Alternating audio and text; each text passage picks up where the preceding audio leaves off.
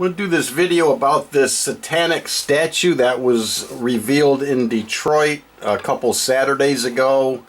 This article came out on July 22nd, 2015, and this apparently was going to be the following Saturday to that. But there's a few things I want to point out about this statue, which, by the way, is a statue of Baphomet.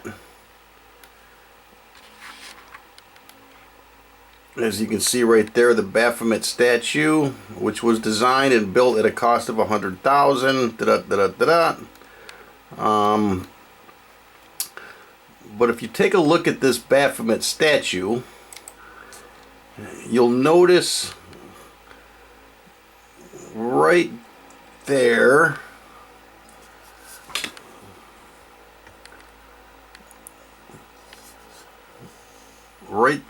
in his crotch, basically, he's got these two snakes and that long thing. That, to me, is the male penis, and this is the female womb. Because what I think, and I've read this before, is Baphomet, or this satanic statue, is androgynous. And it's very important to understand what that means with what I think is going on, being pushed on the people of the United States today. Androgynous means partly male and partly female in appearance, indeterminate sex, or both male and female, which is what Baphomet is. He's both male and female. Also, in this Baphomet statue, if you notice, his right hand is pointing up and his left hand is pointing down, which indicates as above, so below. Now take a look at this statue, which this statue was made of George Washington in the 1830s by Horatio Greenhow, whatever that name is. And if you look at this statue, which is in the Smithsonian Institute, look at that. That's George Washington, the first president of the United States, and he basically is in the same pose as Baphomet, as above, so below. And here are the two statues side by side. Baphomet, the satanic goat head, and George Washington, the first president of the United States, as above, so below, as above, so below. Now think about the androgynous part of this. The transgender agenda, if you will, is being pushed on the people of the United States big time. And here you have Abby Wambach giving Caitlyn Jenner the Arthur Ashe Award. I think what's going on here is an agenda pushing the androgynous Baphomet agenda here.